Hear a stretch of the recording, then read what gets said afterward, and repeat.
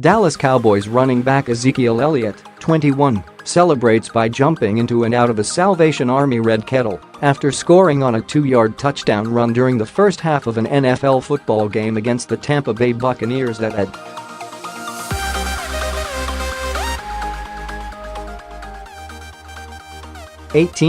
2016, in Arlington. Smiley and Pool. The Dallas Morning News, org XMIT, DMN 1,612,182,121,175,915. Christy Scales, the sideline reporter for the Dallas Cowboys radio network, answered your questions in a live chat recently.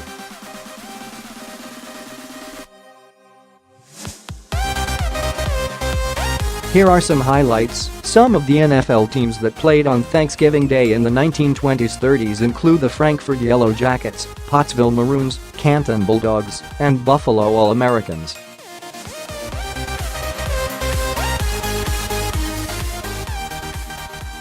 The NFL has played games on the holiday dating all the way back to the league's inception in 1920.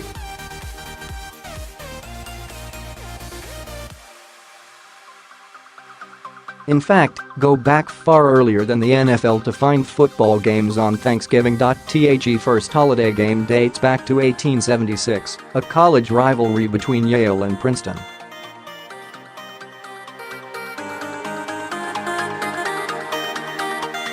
The first record of pro football on Thanksgiving Day dates back to the Allegheny Athletic Association's Pro-Am teams in Pittsburgh in the early 1890s.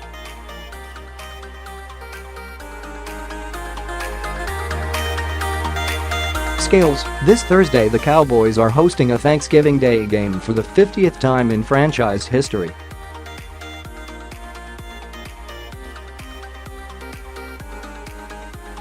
Give Tex Schramm, the late Cowboys team president and general manager, credit for making drumsticks.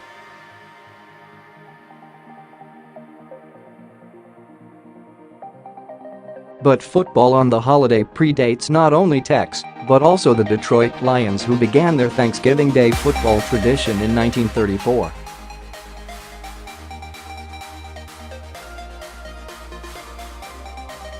Dallas Cowboys football is synonymous with Thanksgiving Day. But how did the Lions and Cowboys become the NFL's traditional Turkey Day hosts? As for the Lions' first holiday game in Detroit in 1934, give credit to a team owner that was thinking outside the box.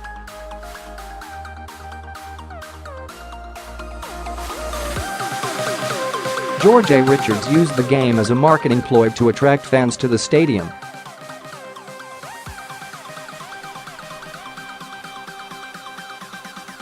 Richards also owned a radio station that was affiliated with NBC, and he negotiated an agreement with NBC to broadcast the Thanksgiving Day game across the country.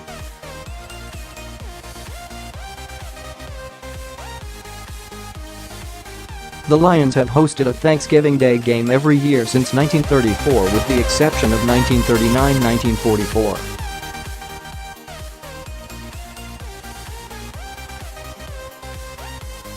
Games resumed on the holiday in Detroit after World War II. In the 1960s, the NFL wanted to expand its television offerings on Thanksgiving Day.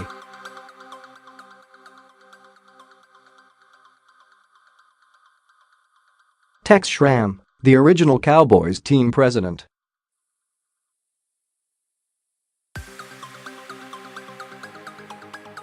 Tex volunteered to host the game in 1966, as long as the league guaranteed that the Cowboys, like the Lions, would be assured a home game each year.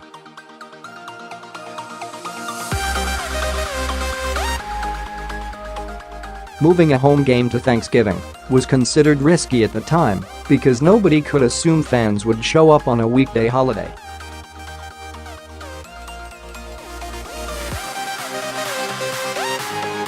But Tex, whose background was in broadcasting and marketing, knew that playing on Thanksgiving Day would be a marketing bonanza and give his team increased national exposure.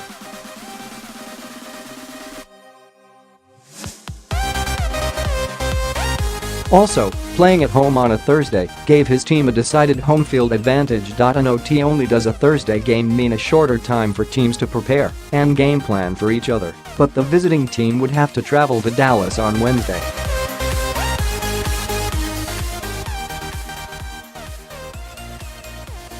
As for the first Cowboys game on the holiday in 1966, a crowd of 82,259 fans, a new team record, showed up at the Cotton Bowl to see the Cowboys beat the Cleveland Browns 26-14. Other owners and general managers soon saw that playing at home on Thanksgiving was a good thing, not only for television ratings and national exposure, but also for competitive advantage.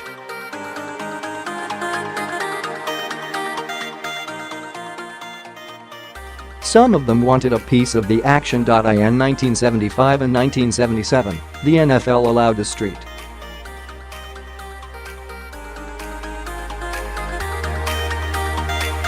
Louis Cardinals to host the Thanksgiving Day game instead of the Cowboys. The Cardinals didn't pull the same kind of ratings as the Cowboys.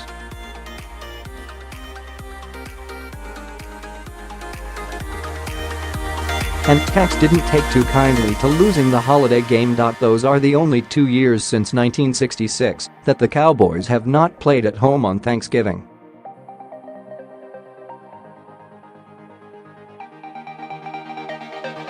Jason Witten and Antonio Gates, two of the most prolific tight ends in the history of football, will share the field Thursday.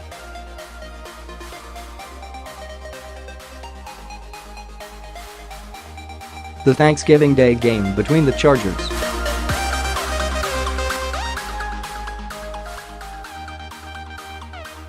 Witten,